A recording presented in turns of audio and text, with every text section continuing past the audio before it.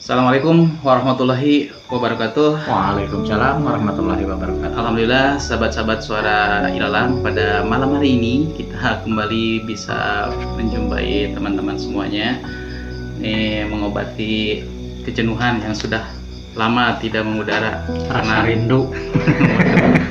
karena memang beberapa saat ke belakang kondisi di sekitar TBM juga banyak yang bergejala, walaupun tidak tahu apakah itu terkena virus atau tidak. Jadi kita semuanya, dan hari ini alhamdulillah sudah membaik ya, seiring dengan berakhirnya PPKM. Kemarin sudah berakhir dan hari ini ada pengumuman baru bahwa PPKM diperpanjang. Kemarin ya hari ini kemarin diperpanjang lagi sampai tanggal 2 Agustus. Oke sahabat-sahabat semuanya, pada malam hari ini hadir bersama kita Kang Ade. Assalamualaikum warahmatullahi wabarakatuh.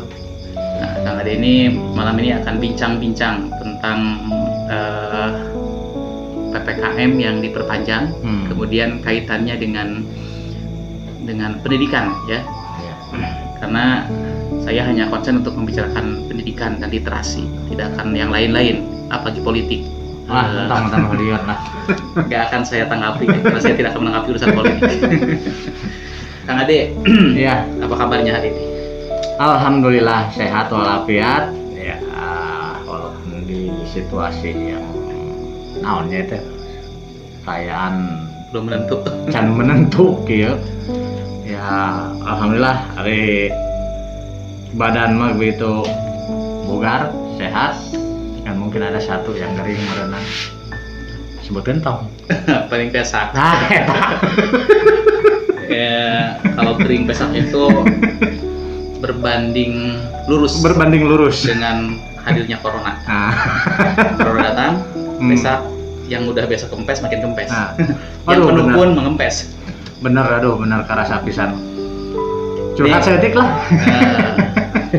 Malam ini kita akan berbincang-bincang tentang kondisi COVID-19 yang memang sampai hari ini kita malah semakin meningkat. Yeah. Walaupun alhamdulillah setelah diberlakukannya PPKM di level 3 kemarin, kita hari ini tidak masuk ke level keempat. Jadi Subang ini kalau saya lihat yang diumumkan oleh gubernur di sini nih ada. Jadi Subang, kemudian Sukabumi, ya, Pangandaran, Majalengka, Kuningan, Indramayu, Garut, Cirebon, Cianjur, Ciamis, Tasikmalaya, ini 11 daerah di Jawa Barat ini masuk ke level 3. Kalau yang lainnya berarti masih di level 4. Ini artinya di 11 kabupaten kota ini termasuk yang ada perbaikan, menurun kasusnya. Yang masih level 4 teh. Yang level 3 itu. Oh, level 4. Kalau yang sampai tanggal 2 Agustus itu berarti udah masuk ke level 4. Oh. Makanya di kita ini mulai ada pelonggaran-pelonggaran. Seperti PKL sudah bisa buka sampai jam 20 malam, warung makan 25% ya, sampai jam 20 malam. Jadi ada kelonggaran-kelonggaran. Tempat ibadah juga bisa dibuka sampai 25% kapasitas isinya. Tidak betul-betul. Nah, ini kaitannya dengan pendidikan ini sekarang. Kita kan sudah hampir 2 tahun ya. Iya, betul. Dari awal corona pendidikan kita menggunakan daring. Saya izin buka maskernya ini karena Kang Ade pakai masker, saya enggak, dan kita jaraknya jauh juga.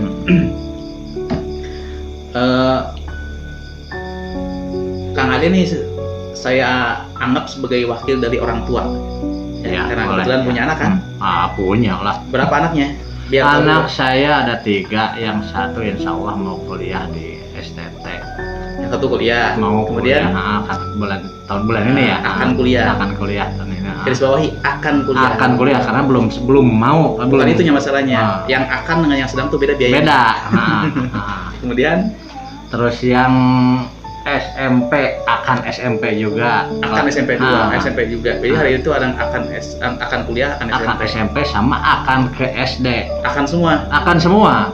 Nah, ini dulu kurang direncanakan nih. Bukan kurang direncanakan, artinya oke lah, pelita lah. Bangunan 5 tahun. Sepersekian tahun jaraknya memang jauh-jauh gitu. Ya, saya bisa membayangkan yang satu mau kuliah, satu mau ke SMP, satu mau ke SD. Ya kalau ke negeri alhamdulillah ya gitu, mungkin negeri kalau untuk SD, SMP masih gratis ya. Iya. Kalau yang ke swasta, ke IT mungkin ada biaya lain. Hmm. Dan yang kuliah mana gimana juga tetap aja harus ada biaya. Iya, betul. Nah, kita sekarang udah 2 tahun nih belajar secara online. Iya.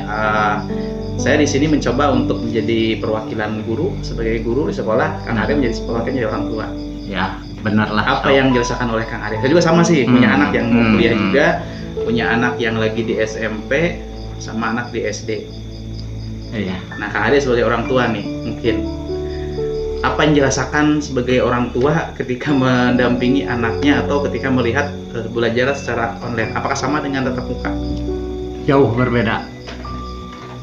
Kenapa saya bilang jauh berbeda dengan tatap muka? Oke lah, kalau misalkan dari segi teknis, ya mungkin guru juga mengajar di sana, murid-murid sekolah di sini dengan alat-alat yang seperti ini, gitu kan? Diantaranya ini yang canggihnya, atau misalkan ada juga yang seperti ini, gitu kan? Alat-alatnya itu benar-benar kendala. Kendalanya banyak. Pertama, dari alat aja dulu. Dengan menggunakan fasilitas ini, tidak semua orang memiliki ini. Bahkan satu HP di rumah, ini kan, satu HP di rumah itu dipakai berebut. Keroyokan. Saya sering pada hari-hari Minggu, hari-hari libur, gitu kan, HP saya ini, karena mungkin status kuotanya yang selalu ada. Kalau gimana? Padahal saya ada 3 HP ya, gitu kan, ada 3 HP untuk istri, untuk anak-anak, gitu kan. 4 bahkan sama yang jelek itu. Tapi tetap ini kalau saya kemana-mana nggak sulit sekali saya ingin bawa seperti ini. Karena pada dipakai. Karena kuotanya nggak habis-habis. Bukan kuotanya nggak habis-habis, adalah sedikit trik lah. Dan memang juga sebagai informasi ya, kita sekarang lagi siaran dari studio Taman Baca Permitra Semarang. Betul. Juga di sini menyediakan wifi gratis. Ini sejak dibuka tol Jalan Baru. Dari pagi itu sampai dulu ramai di sini, anak-anak lagi baca. Sekarang juga depan ada tuh. Ini ada orang tua, ada anak-anak juga lagi mantengin wifi gitu. Masalahnya, benar. Karena itu cara yang pertama aja itu baru kuota kan, baru HP kan, belum kuota. Di sini oke lah, dan TBM gitu kan. TBM di sini menyediakan sarana wifi gratis. Terima kasih terima kasih TBM Ilalang gitu kan, buat warga sekitar, dan oke lah bagi siapa aja yang mendapat untuk belajar gitu kan. Sasarannya untuk pendidikan. Nah, itu udah 2 kendala. Terus kendala yang ketiga, dulu waktu saya sekolah bukan sistem daring, saya nggak merasakan sistem daring gitu kan. Guru menerangkan di depan ini A, B, C, D, dan semacamnya, nggak ngerti, saya bisa nanya gitu kan, diulangi lagi gini, yang mana gitu kan. Sekarang nanyanya gimana? Dari cara nanyanya gitu, anak-anak aja gitu.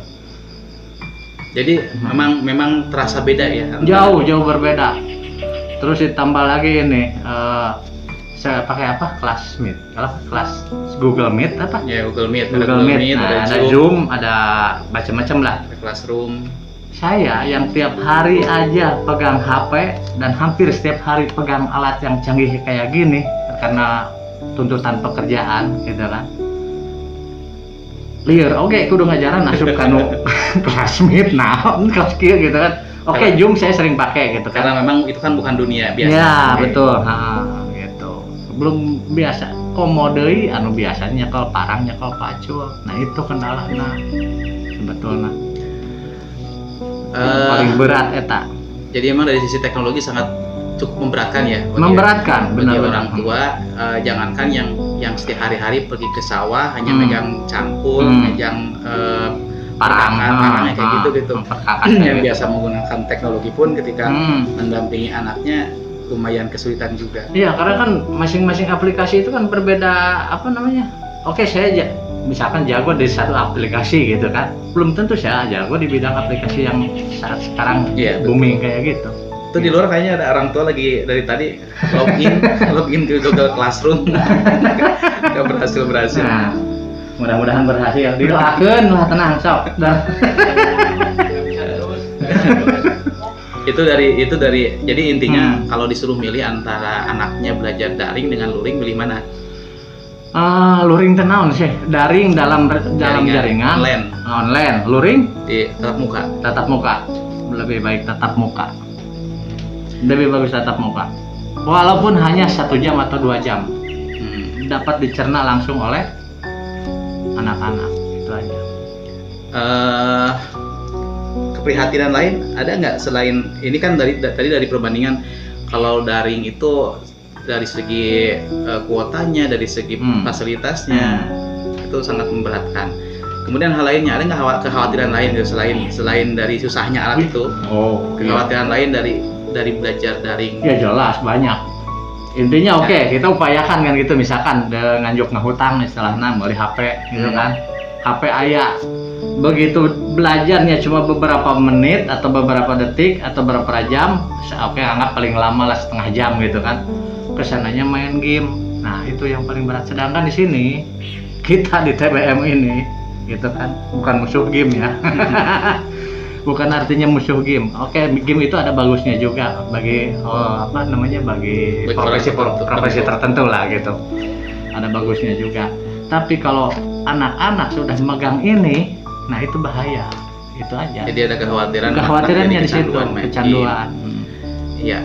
Sebetulnya sih apa yang dirasakan oleh Kang Ade sebagai orang tua juga tidak jauh beda dengan apa yang dirasakan oleh guru sebetulnya. Guru juga sebetulnya kalau disuruh milih, ya enaknya milih ngajar secara tatap muka. Kenapa? Karena pertama kalau tatap muka itu guru kasar-kasarnya gitu ya. Dalam kondisi terpepet sekalipun asal masuk ke kelas bermodalkan kapur bisa jalan ngajar. Nah itu. Kalau online guru yang nggak punya persiapan untuk ngajar online itu akan kesulitan ketika ngajarnya. Iya. Belum juga kalau guru kan dituntut tuh harus jadi bisa menggunakan Zoom Meeting, Google Classroom, kemudian Google Meeting. Belum lagi kalau untuk harus membuat bahan ajar yang berbasis kartun. Wah, banyak banget yang harus dipelajari. Ya intinya seperti yang saya tadi katakan, saya jago dalam satu aplikasi gitu kan, belum tentu di aplikasi lain saya bisa. Itu kan, apalagi ini baru semacam class meeting, Zoom, semacam kayak gitu, itu baru. Kalau Zoom saya udah familiar ya karena sering gunakan juga. Tapi ada nggak sisi positifnya belajar daring? Sisi positifnya sebagai orang tua nih? Sebagai orang tua ya, sisi positifnya ada. Apa? Itu ongkosan nggak poe, eta teh ngirit ongkos. Jadi hal positif dari kita menjadi ongkos. Ongkos beralih ke kuota, kuotanya 10.000 ukur 2 poe. Ya sebetulnya ini bencana atau mungkin juga ujian, tapi sebetulnya sih tergantung kita melihatnya ya. Ini bisa jadi ujian, bisa jadi bencana, bisa jadi berkah juga. Pertama mungkin jadi bencana untuk semua, yaitu bencana dalam pendidikan kita kalau dibiarkan seperti ini terus menerus. Saya bahkan sebagai guru nih, saya sebagai guru kalau bisa ngebayangkan kalau ini terjadi sampai 5-6 tahun ke depan, 5-6 tahun aja gitu ya. Saya bisa membayangkan anak-anak yang dulu terakhir tatap muka itu dia masih kelas 6 SD. 6 tahun kemudian kan dia udah mau kuliah. Kayaknya nanti akan lahir generasi yang badan anak kuliahan, mahasiswa, tapi otaknya otak SD. Nah itu kan permasalahan. Itu mengerikan banget sih. Kita itu isi yang saya juga pikirkan sebagai guru. Tapi juga kita memang hari ini pemerintah juga istilahnya lebih penting kesehatan yang paling utama. Tapi juga memang berusaha untuk menggulirkan berbagai macam program untuk meringankan beban orang tua. Termasuk kan ada kuota gratis. Walaupun mungkin orang tua juga, saya sering dapat keluhan dari orang tua, kuotanya nggak bisa dipakai bebas. Nah itu, kadang-kadang itu kan untuk ini nggak bisa dipakai bebas, tempo akses kan butuh YouTube kan gitu kan, untuk nyari referensi gitu kan, begitu dia muter-muter akhirnya ya kayaknya yang dipakai. Gitu. Sekarang sih rencananya mau ada pembagian tablet ya, tapi saya belum berani mengatakan. Cuman baru ada kabar burungnya seperti itu. Mudah-mudahan sih bisa terrealisasi semua. Intinya sih memang dari sisi orang tua itu memberatkan, dari sisi guru juga sama karena banyak hal yang harus mendadak dipersiapkan. Tapi ada keberkahnya juga sih. Berkahnya apa? Ini kalau istilahnya proses digitalisasi, ada akselerasi proses digitalisasi, percepatan proses digitalisasi. Mungkin kalau tidak ada corona hari ini, guru-guru kita belum pernah menggunakan Zoom Meeting, Google Meeting. Orang tua juga mungkin itu masih jadi barang asing.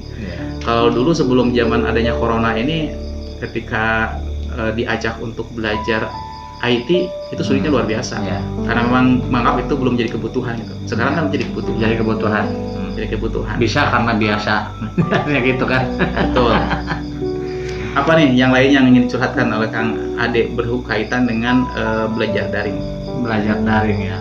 Ya intinya gitu aja yang Di luar kita di luar apa ya? Di luar menyalahkan siapapun yang membuat kebijakan gitu ya. Saya nggak bakalan menyalahkan siapa-siapa karena ini kan mungkin ya seperti tadi dikatakan tergantung dari sudut pandang kita, bisa jadi ujian, bisa jadi cobaan gitu kan.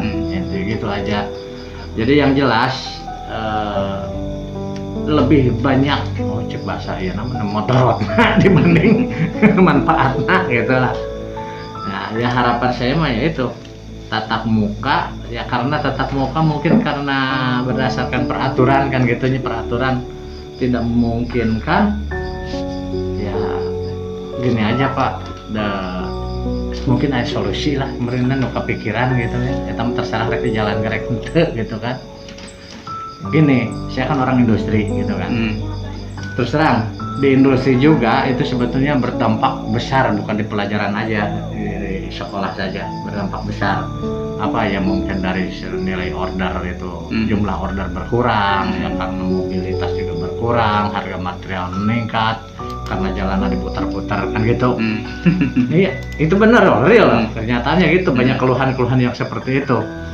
Nah, begitu sampai ke tambah saya, aduh Pak, biasanya nih bawa material segini teh gitu, saya sampai jam segini, sekarang aduh banyak muter-muter gitu kan. Walaupun mereka menjalankan untuk yang industri berat seperti itu bawa materialnya itu pada malam hari, tapi tetap aja kena imbasnya. Nah, order juga berkurang. Nah, karena imbas yang begitu luar biasa gitu kan terhadap pendidikan, terhadap berbagai sektor kayak gini, tapi dunia industri masih bisa berjalan gitu kan. Walaupun intinya apa namanya itu semacam survive kayak gitulah, survive. Nah, alangkah baiknya, saya bilang tadi solusi kan gitu kan, tatap muka ya, saya nggak bisa bilang luring atau apa, kurang ngerti lah. Tatap muka bisa dijalankan tapi dengan prokes yang ketat. Itu usulan dari Kang Ade sebagai orang tua. Sebagai orang tua. Jadi mengusulkan kalau bisa sekolah dibuka dengan tatap muka. Iya. Mungkin Kang Ade pernah ngobrol dengan orang tua yang lain? Dengan sering. tetangga atau dengan anak orang yang punya anak sekolah juga? Sering. Ya kadang-kadang pelototan nggak ada, pelototan teh istilahnya, ya sama sih masalahnya gitu kan. Sekarang itu marah ya? Marah-marah. Ya aku saya tadi ya ada di sini mau oke dah ya. Ayo nah ada. Mal bener sih istilahnya, lo mau sambil marah-marah kayak gitu, ada solusi nggak? Gitu kan? Ngapain gitu kan? Begitu kita ada masalah, bukan cari yang salah, tapi carilah solusi gitu. Itu prinsip dunia industri seperti itu. Tapi secara umum orang tua lain yang mungkin Kang Ade pernah temui juga sama anggapannya sama juga. Sama, bahkan lebih apa ya, banyak lah. Tapi kan daring itu ikhtiar supaya anak-anak selamat. Ya betul, ikhtiar supaya anak-anak selamat. Ya, makanya saya bilang tadi, dengan menggunakan prokes yang ketat bisa nggak? Atau ada lagi seperti ini ya, kita kan hanya ingin intinya menurunkan angka kan gitu. Usul lagi nih, COVID oke lah, mewabah di Indonesia. Kita ini dalam keadaan seperti ini, oke, jalankanlah keseharian gitu ya. Kenapa? Prokes tetap ada, harus wajib pakai masker gitu kan, wajib cuci tangan seperti itu. Jalankan. Fasilitas kesehatan digedean. Solusi lagi nih, digedean. Oke, tidak nampung nih, kan ada tenda-tenda BNPB yang kayak gitu, bikin semacam apa namanya darurat lah gitu, nah, kayak gitu. Nggak ada tempat tidur, belangkar TNI bisa digunakan kan kayak gitu. Itu masih solusi juga. Yang sehat misalkan tapi kena nih tapi sehat, silakan aja tapi tetap pakai masker gitu. Kerja silakan gitu kan, ke sekolah karena kalau sakit sini gitu kan kita tampung. Tenaga perawat kurang, banyak kok di kita ya tenaga perawat Jadi mungkin itu lebih ke kayak kemarin yang di Singapura pernah mau dijalankan. Oh, itu kayak gitu ya? Mencoba untuk berdampingan dengan corona, bahwa corona dianggap virus biasa saja gitu. Itu tahu sendiri kan ciri-ciri COVID seperti apa? Nah, yang jadi kekhawatiran sebetulnya sekolah itu pertama mungkin takut kalau tapi ternyata pas terjadi klaster di sekolah. Klaster sekolah. Itu kan pertama mungkin sekolah akan disalahkan. Oke. Itu kemudian juga ketika klaster itu meningkat, kalau sekolah kan lebih banyak. Sehingga kemarin kan juga sebetulnya ada ikhtiar dari pemerintah untuk mengadakan guru kunjung namanya. Jadi guru yang berkunjung ke beberapa kelompok siswa yang ada di daerah tertentu gitu. Iya. Itu justru lebih beresiko menurut saya. Gimana risikonya? Resikonya sekarang guru kunjung, namanya guru kunjung ke sana kemari kan gitu kan. Otomatis jadi duta COVID. Iya kan?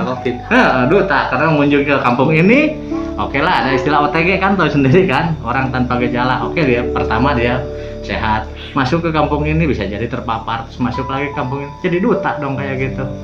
Itu lebih bahaya. Jadi menurut orang tua, guru kunjung juga masih berpotensi untuk menularkan COVID. Iya. Oke, itu suara dari orang tua tentang mungkin juga baru mewakili sepersekian ya. Iya, sepersekian aja. Termasuk juga baru sepersekian masalah yang muncul. Ya, cuma. Iya.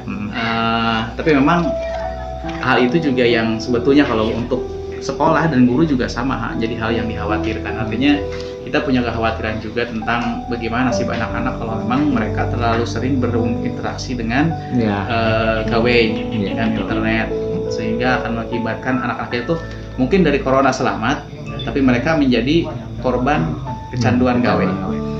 Nah, ini nih saya ingin berbagi juga di pengalaman saya. Jadi saya juga sebagai guru mencoba meminimalisir anak-anak untuk bersentuhan dengan gawe. Dan karena saya juga termasuk orang yang sering mengkampanyekan bahaya kecanduan gawe ya, saya berusaha untuk meminimalisir anak-anak bersentuhan dengan gawai. Artinya anak-anak hanya boleh memegang HP selama dia belajar. Dan saya kalau jam belajar online itu tidak lebih dari sekitar 2 atau 3 jam. Saya biasa jam 9 baru mulai sampai jam 12 selesai. Setelah jam 12 itu saya dengan orang tua kerjasama agar HP anak itu tidak dipegang oleh anaknya. Bahkan kalau ada orang tua yang sudah ngasih HP nih, cuma ada orang tua yang ngasih HP ya, jadi ini HP kamu nih gitu. Itu jam 1 maksimal, jam 1 atau jam 2 lah maksimal, kita sepakat jam berapa terakhir itu diambil orang tuanya. Jadi tidak ada anak yang belajar sampai jam 6, jam 5 sore, jam 6 sampai jam 10 malam. Karena banyak pengalaman teman-teman di guru juga yang kita belajarnya cuman sampai duhur tapi tugasnya sampai jam 10 malam belum dikumpul, dan anak di rumah pura-puranya kan belajar padahal main game. Nah, seperti itu. Jadi solusinya mungkin kalau yang saya jalankan itu kerjasama dengan orang tua agar orang tua tidak memberikan handphone lebih dari jam yang sepakati, seperti itu. Nah, jadi memang ini dilematis ya. Untuk memang kita semua paham dengan apa yang dirasakan oleh orang tua tentang bagaimana belajar online ini banyak kekurangannya, kemudian juga banyak memberatkan untuk orang tua. Yang saya bayangkan ya tadi gitu. Kang Ade aja yang memang boleh dibilang orang tua yang melek IT gitu, udah biasa dengan IT, kemudian juga paham lah gitu. Ya mungkin sehari 2 hari mah biasa gitunya. Biasa sehari 2 hari. Tapi karena udah masalahnya nanya di nukil. Karena sekarang udah hampir bertahun-tahun seperti itu, akhirnya ya merasa keberatan juga, dan kita punya kekhawatiran tadi. Sobat-sobat semuanya, ini kondisi real ya di lapangan seperti itu. Jadi memang mudah-mudahan nih untuk Subang sendiri gitu atau Jawa Barat dengan PPKM tahap 3 kemudian sekarang tahap 4 yang digulirkan sampai 2 Agustus itu kondisinya makin menurun kondisi virusnya, kemudian kita ingin segera pulih. Dan memang Kang Ade nih, kita juga sebagai guru juga suka ada candaan gitu. Si corona itu jika ngerti gitu, tiap mau dibuka sekolah sok ngalobaan sama Dulu pernah rencana mau dibuka pertama kali, malah naik. Kemarin juga sama, itu udah rencana, itu bahkan dari menteri udah ada instruksinya. Sekolah silahkan segera dibuka atau bukan. Jadi tinggal ngetok palu di kabupatennya aja gitu. Tinggal kata bupati, oke, Subang buka. Tiba-tiba kan lonjakannya luar biasa. Akhirnya kita nggak jadi lagi. Ya mungkin ini mah ya seperti tadi. Mungkin ini cobaan gitu kan. Mungkin kita kurang mendekatkan diri gitulah kepada yang kuasa, teguran gitu. Kalau saya berpikir ini juga nih. Ini sebetulnya nasihat. Dulu sebelum menjelang Covid datang, itu banyak kasus orang tua dengan guru. Guru dipolisikan, yang nyubit yang apa gitu. Nah sekarang datang corona, akhirnya ini paksaan guru dengan orang tua harus akur. benar harus akur. Ya di dalam suatu musibah itu pasti ada hikmahnya. Mungkin hikmahnya itulah diantaranya. Jadi iya tuh non nyintrek gitu. Siapa wae pas wae juga naon budak leutik lain gitu. Jadi mau diberi corona. Ya cuma deui lah. Cuma sebetulnya yang saya tadi katakan ini hanya iklan saja sedikit ya. Corona itu kita bersahabat dengan corona gitu kan.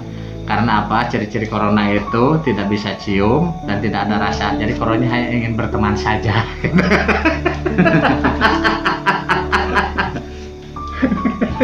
Itu ada lagi. Jadi tanda-tanda corona itu hanya bisa nggak bisa mencium, nggak bisa ada rasa. Karena dia milik orang lain. Orang lain. Yang dikenakan paru-paru ya jadinya separuh naon pas. Itu tidak masuk. Ulah serius teuing lah ya. Geus pusing sih kayak kieu wae gitu istilahnya. Dan mohon maaf kita sengaja pakai kaos oblong gitu biar kelihatan santainya. Oke, teman-teman, itu obrolan singkat saya dengan Kang Ade. Kang Ade sebagai orang tua, saya sebagai guru, jadi mungkin ya seperti itu gambaran kecil ya. Sebetulnya mungkin di luar sana jauh lebih kompleks masalahnya daripada yang mungkin kita obrolkan pada malam hari ini. Jadi memang kondisi belajar daring ini juga ada sinyal lah, naon lah, macam-macam.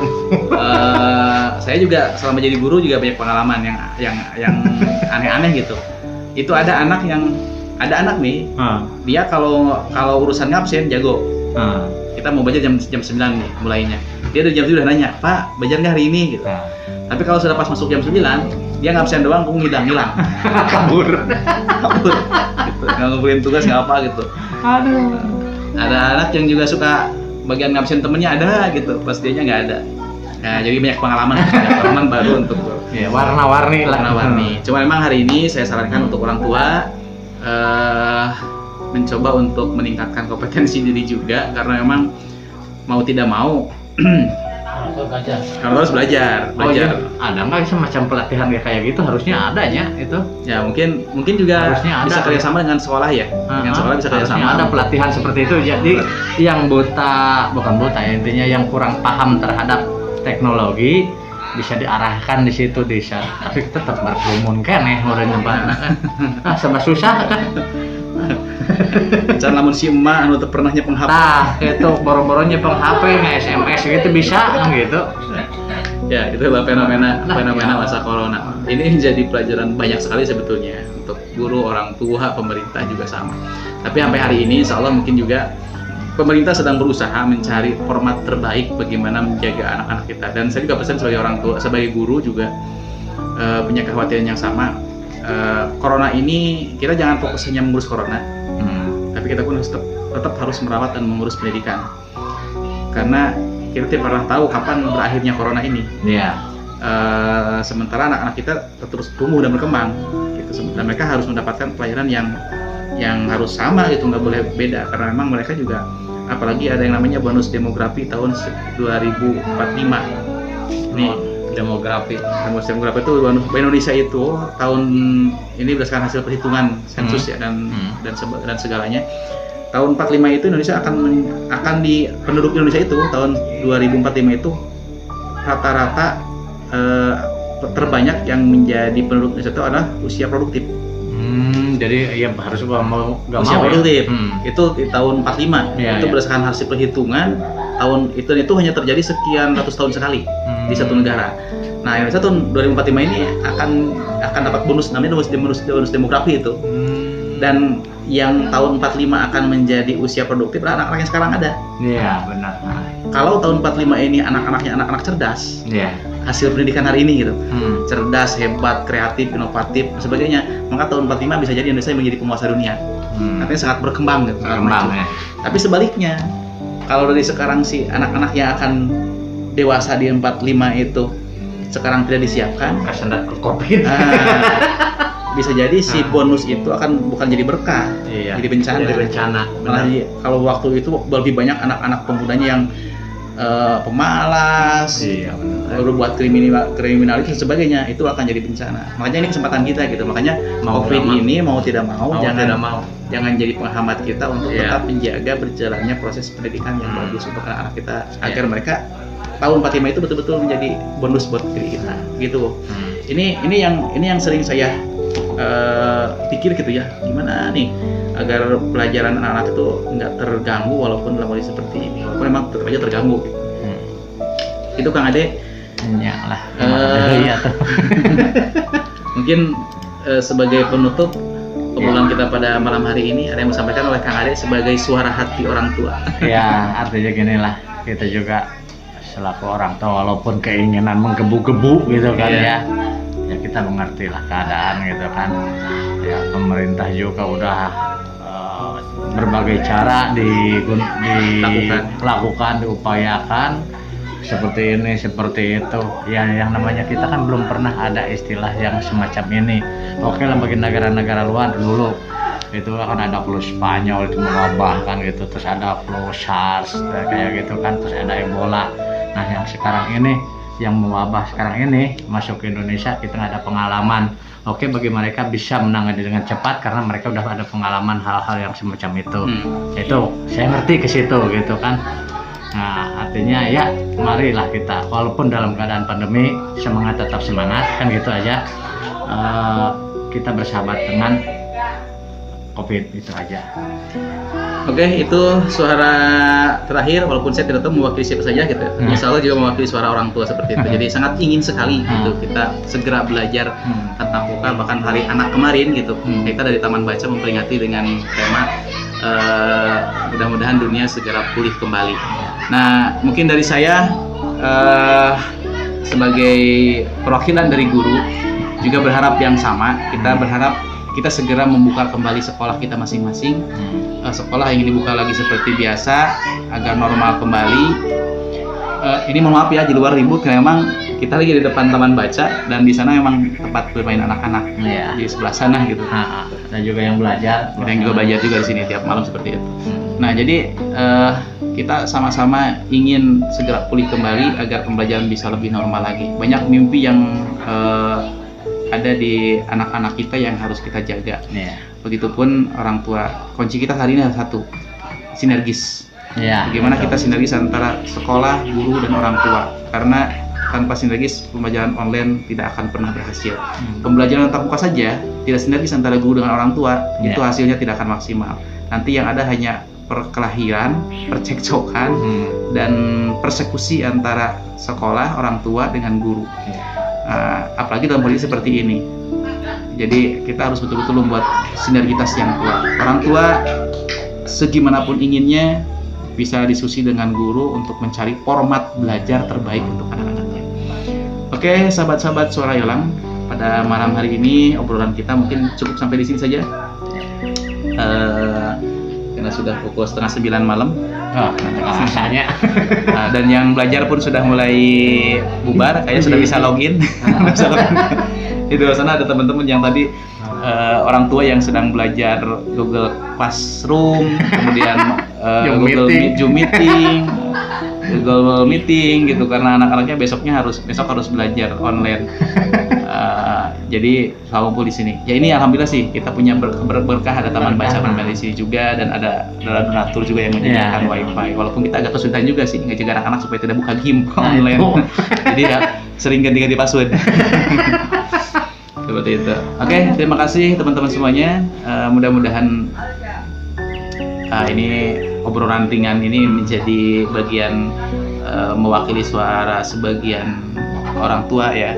Kemudian juga bisa memberikan pencerahan bahwa memang sekolah juga sangat ingin untuk membuka pembelajaran seperti tatap muka, tapi memang kita lebih mengutamakan kesehatan hari ini, walaupun tetap kita harus cari format pembelajaran yang terbaik untuk anak-anak kita. Selamat malam, mudah-mudahan kita bertemu lagi dan tidak terlalu lama. Nah, itu Karena sudah membaik kondisinya, jadi mudah-mudahan tidak terlalu lama ya. Kita mulai meramaikan lagi panggung literasi dan panggung pendidikan lewat online. Salam dari saya, juga dari Kang Ade. Assalamualaikum warahmatullahi wabarakatuh. Salam literasi.